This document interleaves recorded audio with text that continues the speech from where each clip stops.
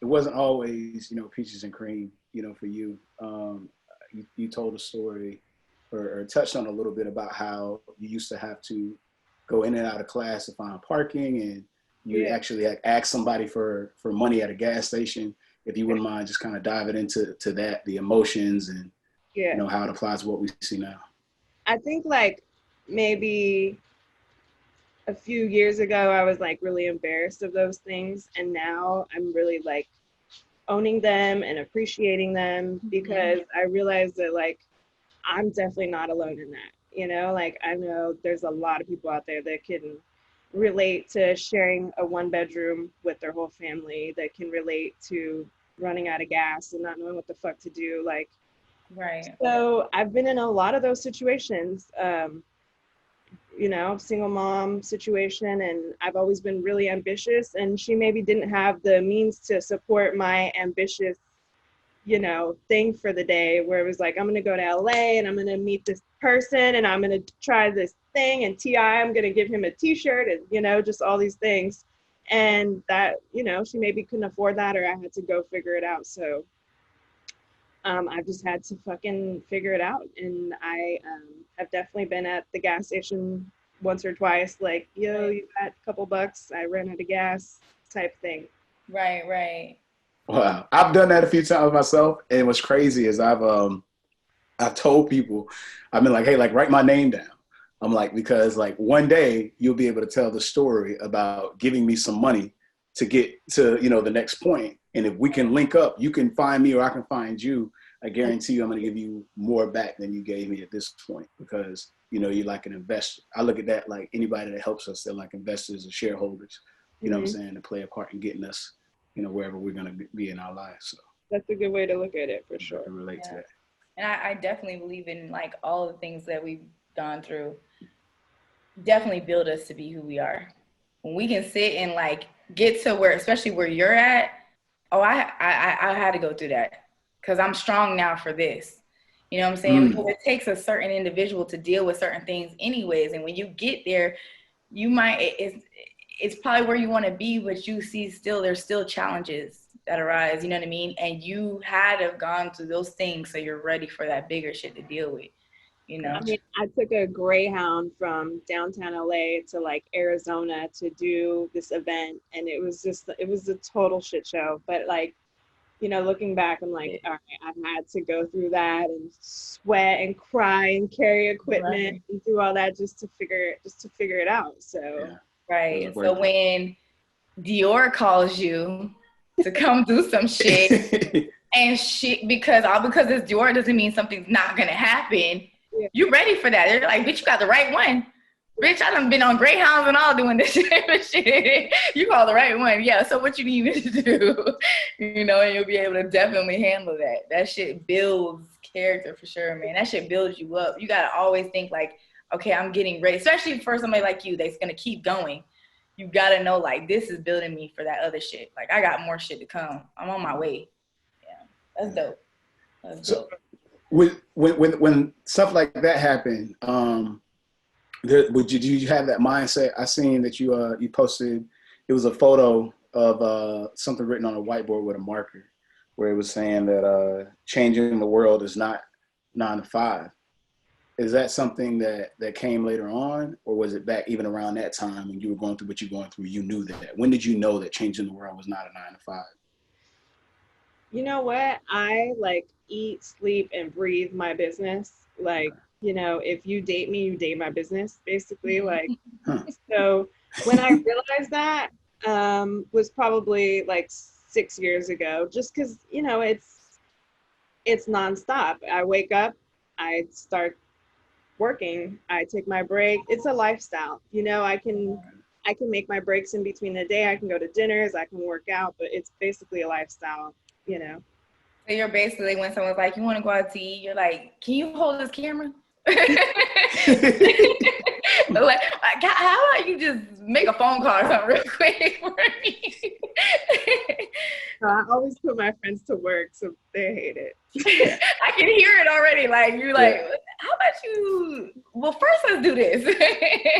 And then we'll go later, I guess. Already, that's fun. So how do you like what you saying that, and you seem like that person for sure, that's all you do is work. Like, how do you balance though the other things? Are you learning how to balance things? Are you winging it, or do you got it set? No, that's definitely something I'm working on, is learning how to balance everything, because it's like, it's really about like finding the sweet spot, where I love my work, and when I start something new, I'm super like all in and engulfed, but really I want to sit back, enjoy the, fruits of my labor. I like to chill out. I like to travel, and, like that's really what I want to do, is have a hold on my businesses, have really good leaders and structure to where, hey, Alasia, how's it going over there? Everything running good? What are the numbers today? That's what I want to be. And that is going to require a lot of balance, but I'm not there yet. Yeah. I don't think a lot of us are. It's weird when people are. It's like, what's wrong with you? How do you know what the hell you about to do every damn day? Like, something's going on. So I just, it's like when someone says, yeah, they're learning, I'm like, yeah, that's more natural. That's people, you know what I mean? We are learning every day because things change. Nobody expected coronavirus to come. You know what I mean? Like, nobody even knew, half people didn't know it existed. So it's so natural for someone like, yeah, I'm just learning. It's crazy though. Like, especially me, I do events. My whole industry was basically taken out, and now it's like we're starting from scratch, which I'm cool with. There's a lot of opportunity in that too. It's like you kind of get to pave the way that's never been done before, so you get to do it, Yeah. Being innovative, you know what I'm saying? So like with the outside cinema thing, that's just pretty much you taking what's going on and adapting, you know what I'm saying? Knowing how to turn shit to sugar. So yeah, and my thing is, I know how to make money in events. So how do I get back to that, Yeah. Was it that kind of tying into, you being able to turn shit to sugar? Is it something that, when you were a child, something in your upbringing that you went through that you were like, man, like I've been through something, so difficult before that nothing can stop me now? Like where did this, like you just got the goal. It seems like nothing can stop you. It had to come from somewhere. Yeah. My mom's always given me a lot of like confidence, for sure. Okay. Regardless of our situation. So I think she definitely, while she maybe couldn't support all my ambitions, she let me have them, Okay. And so when you're in a situation, you really don't have any, I think it comes from being in a situation where I've had nothing to lose before.